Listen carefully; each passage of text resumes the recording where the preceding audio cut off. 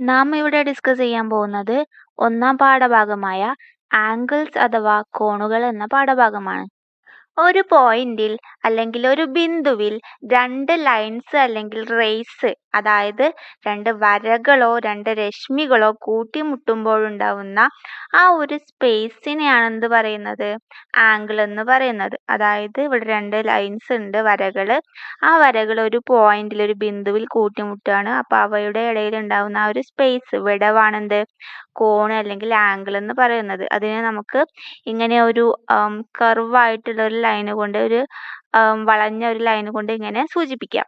അതേപോലെ തന്നെ ഇവിടെയും ഇവിടെയൊക്കെ നമുക്ക് എങ്ങനെ ചെയ്യാം? കോണിനെ സൂചിപ്പിക്കാവുന്നതാണ്. രണ്ട് ലൈൻസോ അല്ലെങ്കിൽ രണ്ട് രശ്മിയോ, അതായത് റേസോ ആവണം എന്നാണ് ഞാൻ പറഞ്ഞത്. അതിൽ റേസ് അല്ലെങ്കിൽ രശ്മി എന്ന് പറയുന്നത് എന്താണ്? ഇവിടെ കാണിച്ചിരിക്കുന്നത് ആകെ എന്താണ്? സ്ട്രെയിറ്റ് ലൈൻസ് ആണ്, അതായത് നേർരേഖയാണ്. രശ്മി എന്ന് പറയുമ്പോൾ അതിന് ഒരു ഡയറക്ഷൻ, ഒരു ദിശ കൂടെ ഉണ്ടാവും. ഇങ്ങനെ ഒരു ആരോ, എങ്ങോട്ടാണ് ഇത് പോകുന്നത് എന്നുള്ളൊരു കാര്യം. അപ്പോൾ അതിൻ്റെ പ്രാധാന്യമുള്ളത് ഒരു ഭാഗം നമ്മൾ ഈ ചാപ്റ്ററിൽ ഒരു സ്ഥലത്ത് പഠിക്കുന്നതാണ്, ഒരു ടൈപ്പ് ഓഫ് ആംഗിൾ പറയുന്ന സ്ഥലത്ത്. ഓക്കെ, ഇനി എവിടെയാണ് ഈ ആംഗിൾസ് അല്ലെങ്കിൽ കോണുകളെല്ലാം കാണപ്പെടുന്നത്? നോക്കാം. ചിത്രത്തിൽ കാണിച്ചിരിക്കുന്ന ഷേപ്പുകൾ നോക്കൂ. ആദ്യത്തെ ഷേപ്പിൽ 3 വശങ്ങളുള്ള ഒരു ഷേപ്പാണല്ലേ രൂപം, അതായത് ത്രികോണം എന്ന് പറയും ആ ഷേപ്പിന്. അതിൽ 3 സ്ട്രെയിറ്റ് ലൈൻസ്, 3 നേർരേഖകൾ വെച്ചിട്ടാണ് ആ ഒരു ഷേപ്പിനെ ഉണ്ടാക്കിയിരിക്കുന്നത്. അതുപോലെ തന്നെ അതിൽ 2 വശങ്ങൾ എടുത്താൽ, 2 സ്ട്രെയിറ്റ് ലൈൻസ് എടുത്താൽ അവ തമ്മിൽ കൂട്ടിമുട്ടുമ്പോൾ അവിടെ എന്തുണ്ടാവുന്നുണ്ട്? ഒരു ആംഗിൾ അല്ലെങ്കിൽ കോൺ ഉണ്ടാവുന്നുണ്ട്. അതുപോലെ തന്നെ ഇവിടെ ഒരു ആംഗിൾ ഉണ്ടാവുന്നുണ്ട്, ഇവിടെ ഒരു ആംഗിൾ ഉണ്ടാവുന്നുണ്ട്. അതായത് ത്രികോണത്തിന് 3 ആംഗിൾ ആണുള്ളത്, 3 കോണുകൾ. അതുപോലെ തന്നെ ഇപ്പുറത്തോട്ട് നോക്കിയാൽ ഒരു റെക്ടാങ്കിൾ ആണ്, അതായത് ദീർഘചതുരം. ഇവിടെ 4 വശങ്ങളുള്ള ഈ ഒരു ഷേപ്പിന് 4 ആംഗിൾസ് ആണ് ഉള്ളത്. അതുപോലെ തന്നെ ഇപ്പുറത്തുള്ള ഷേപ്പിനോ 4 വശങ്ങളാണുള്ളത്, അതുപോലെ തന്നെ 4 ആംഗിൾസ് ആണ് ഉള്ളത്. ഇപ്പുറത്തും 4 കോണുകളാണ് ഉള്ളത്. പക്ഷെ ഈ കോണുകൾക്ക് എന്തോ വ്യത്യാസമില്ലേ? എന്താണ് വ്യത്യാസം? ഈ ഒരു ആംഗിൾ അല്ല ഇവിടെ കാണിച്ചിരിക്കുന്ന ഈ ഒരു ആംഗിൾ. അതുപോലെ തന്നെ ഈ ഒരു ആംഗിളും വ്യത്യസ്തമായ വേറൊരു ആംഗിൾ ആണ്. ഇവിടെ ഈ 2 ലൈൻസിന്റെ ഇടയിലുള്ള ഈ ഒരു സ്പേസ് എന്താണ്? ഈ 2 ലൈൻസിന്റെ ഇടയിലുള്ള സ്പേസിനെ കാട്ടിലും കൂടുതലാണ്. അതായത് ഇതാണ് ഏറ്റവും വലിയ ആംഗിൾ, ഈ 2 ആംഗിൾസ് എടുക്കുകയാണെങ്കിൽ. ഇനി ഇത് നോക്കൂ, ഇത് രണ്ടും എടുക്കുകയാണെങ്കിലോ ഈ 2 വശങ്ങളുടെ ഇടയിലുള്ള സ്പേസിനെ കാട്ടിലും കുറവാണെന്ത്? ഈ 2 വശങ്ങൾക്കിടയിലുള്ള ഈ ഒരു സ്പേസ്. അതായത് ഈ ഒരു ആംഗിളും ഈ ഒരു ആംഗിളും എടുക്കുകയാണെങ്കിൽ എന്താണ്? ഈ ഒരു ആംഗിൾ ആണ് ചെറുത് അല്ലെങ്കിൽ സ്മോൾ ആയിട്ടുള്ള ആംഗിൾ. ഓക്കെ, അപ്പൊ നമുക്ക് ഇനി ഇത് കൃത്യമായിട്ട് മനസ്സിലാക്കണമെങ്കിൽ എന്ത് വേണം?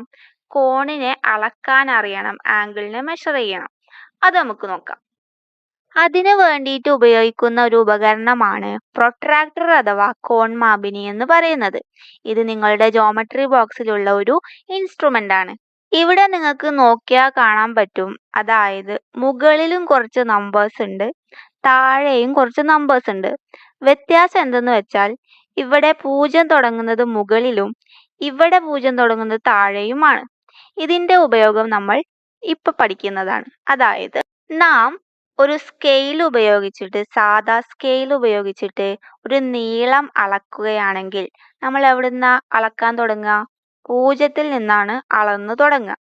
ഇവിടെയും സെയിം തന്നെയാണ് ചെയ്യേണ്ടത്, 0 നിന്നാണ് അളക്കേണ്ടത്. ഇവിടെ മുകളിൽ 0, ഇവിടെ താഴെ 0 വരാൻ കാരണം 2 ദിശയിൽ നമുക്ക് കോണ് അളക്കേണ്ടി വരും.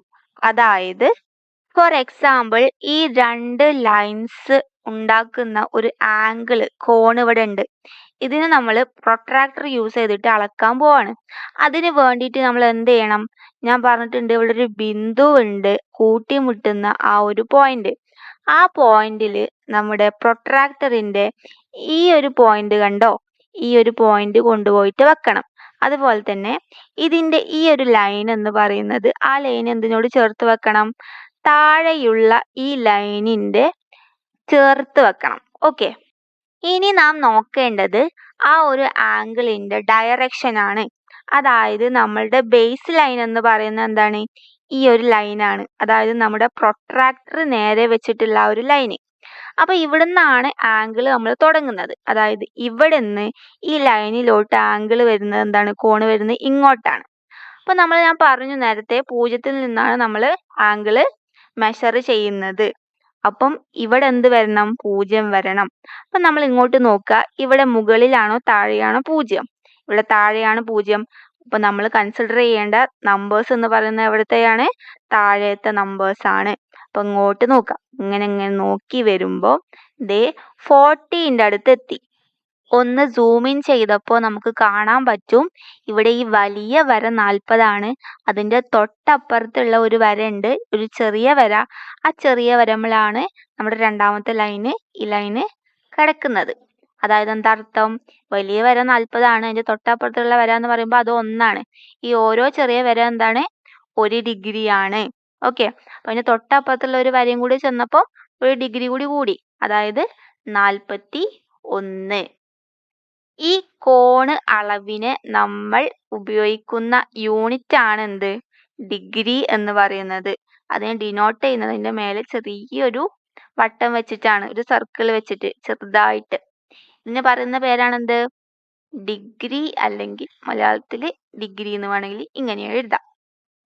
സോ നമുക്ക് ആ കോണിന്റെ ആംഗിളിന്റെ അളവ് കിട്ടി. എത്രയാ, 41 ഡിഗ്രി. ഒന്നുകൂടെ മനസ്സിലാക്കണം, കോണിനെ അല്ലെങ്കിൽ ആംഗിളിനെ സൂചിപ്പിക്കുന്ന യൂണിറ്റ് എന്താണ്, ഡിഗ്രി ആണ്, ഈ ചെറിയൊരു സർക്കിള്.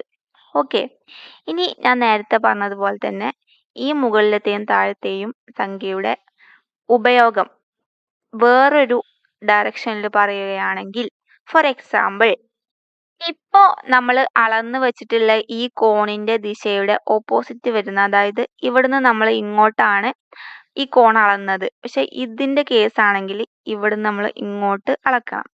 ആ ഒരു വ്യത്യാസമാണ് ഈ രണ്ട് നമ്പേഴ്സിന്റെ ആവശ്യകത എന്ന് പറയുന്നത്.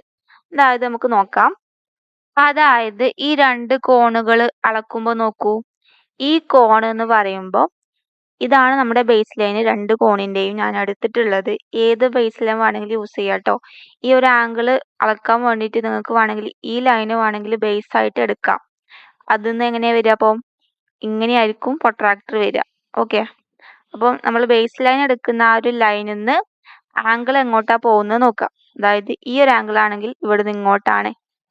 അപ്പം ഈ ഒരു ഭാഗത്ത് എന്ത് വരണം, 0 വരണം. അപ്പൊ ഇവിടെ എന്താണ്, താഴെയാണ് 0.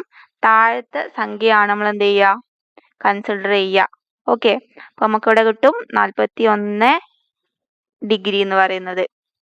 ഇനി ഇപ്പുറം നോക്കുകയാണെങ്കിൽ നമ്മുടെ ബേസ് ലൈൻ ഇതാണ്. ആ ബേസ് ലൈനിൽ നിന്ന് മറ്റേ ലൈനിലോട്ട് വരുന്ന ആംഗിൾ എങ്ങോട്ടാണ്, ഇവിടുന്ന് ഇങ്ങോട്ടാണ്. അതായത് ഇവിടെ എന്ത് വരണം, 0 വരണം. ഇവിടെ 0 മുകളിലാണോ താഴെയാണോ, മുകളിലാണ്. അപ്പൊ നമ്മൾ എന്താ ചെയ്യേണ്ടത്, മുകളിലത്തെ നമ്പറാണ് കൺസിഡർ ചെയ്യേണ്ടത്. അപ്പൊ ഇവിടെ നമുക്ക് നോക്കിയാൽ മനസ്സിലാവും എത്ര, 30-ഉം 40-ന്റെയും സെന്ററിലാണ്. അതായത് 35 ഡിഗ്രി എന്ന് കിട്ടും. ഓക്കെ, അതാണ് മുകളിലത്തെയും താഴത്തെയും നമ്പേഴ്സിന്റെ ആവശ്യകത അല്ലെങ്കിൽ നീഡ് എന്ന് പറയുന്നത്. ഇതുപോലെ തന്നെയാണ് ഒരു കോണ് വരക്കുമ്പോഴും നമ്മൾ ശ്രദ്ധിക്കേണ്ടത്. അത് നമുക്ക് നെക്സ്റ്റ് വീഡിയോയിൽ കാണാം. Thank you.